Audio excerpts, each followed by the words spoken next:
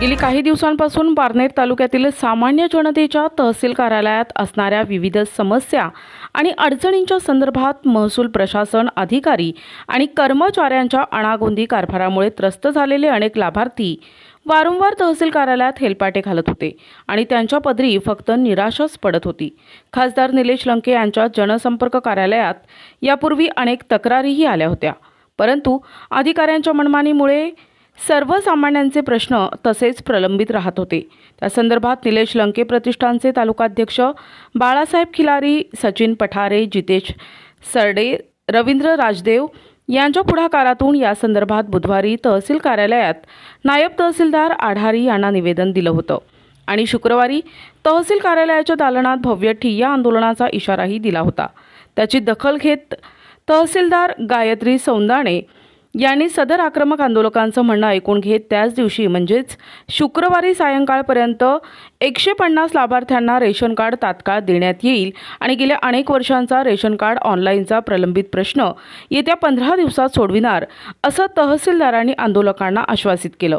नवीन शैक्षणिक वर्ष सुरू झालंय, त्यामुळे शालेय विद्यार्थ्यांना विविध शैक्षणिक कामासाठी आणि पोलीस भरती प्रक्रिया सुरू असल्यानं त्यासाठीही विविध कागदपत्रे आणि दाखल्यांची आवश्यकता आहे। त्याचबरोबर लाडकी बहीण योजनेसाठी महिलांना विविध कागदपत्रांसाठी दाखल्याची आवश्यकता भासते।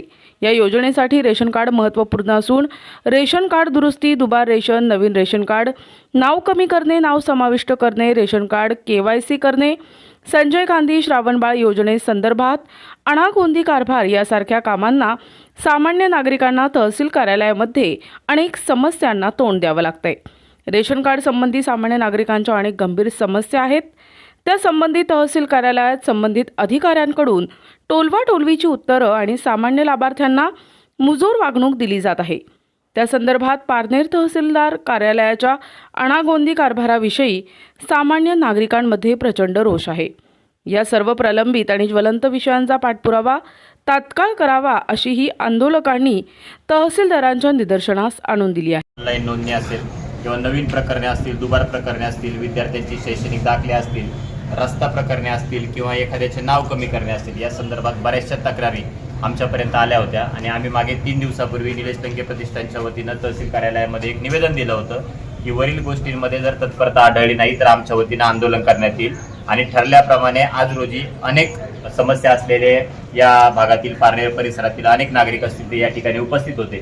त्याच्यानंतर तहसीलदार मॅडम असेल आणि महसूल विभागाचे, तहसील विभागाचे जे काही कर्मचारी असतील यांच्याशी चर्चा केल्यानंतर आम्हाला तहसीलदार मॅडमने हा शब्द दिला की आज संध्याकाळपर्यंत जवळपास 150 रेशन कार्ड, नवीन रेशन कार्ड आम्ही ज्या नागरिकांनी अर्ज केले होते त्यांच्यापर्यंत पोहोचवण्यात येतील। आणि त्यांनी ऑनलाईनची जी लिंक आहे त्या संदर्भात अनेक अडचणी मागच्या वर्षापासून, मागच्या 6 महिन्यापासून आहेत, या संदर्भात आम्हाला सांगितलं होतं। तर त्यांनी आम्हाला असं आश्वासन दिलंय की येत्या 15 दिवसामध्ये ज्या काही रेशन कार्डच्या ऑनलाईन नोंदी आहेत तर आमच्या महसूल विभागाचे कर्मचारी आम्ही रात्री सुद्धा बसून ठेवू आणि ती लिंक जर तत्परतेने चालली तर येत्या 15 दिवसामध्ये सर्व प्रकरणे ऑनलाईन रेशन कार्डची मार्गी लावण्यात येतील असं आश्वासन सुद्धा आम्हाला दिलं आहे। आणि या ठिकाणी चेडे नावाची एक अपंगग्रस्त आहे, ज्यांना एक पाय नाहीये, तर ती व्यक्ती साधारण 8 महिन्यापासून या ठिकाणी रेशन कार्डसाठी फेऱ्या मारत होती। तर आम्ही त्या व्यक्तीची तक्रार मॅडम समोर मांडली। मॅडमनेही सकारात्मक प्रतिसाद देत जवळपास 10 ते 15 मिनिटांमध्ये नवीन रेशन कार्ड त्या अपंग व्यक्तीला दिलं आहे। तर आम्ही त्याचं सुद्धा अभिनंदन करतो, कारण वृद्ध व्यक्ती असतील, अपंग व्यक्ती असतील आणि विद्यार्थी असतील तर यांची समस्या प्रामुख्याने आहेत। आमच्यासारख्या चालत्या बोलत्या माणसांची काही कामं उशिरा राहिली तरी चालतील, पण या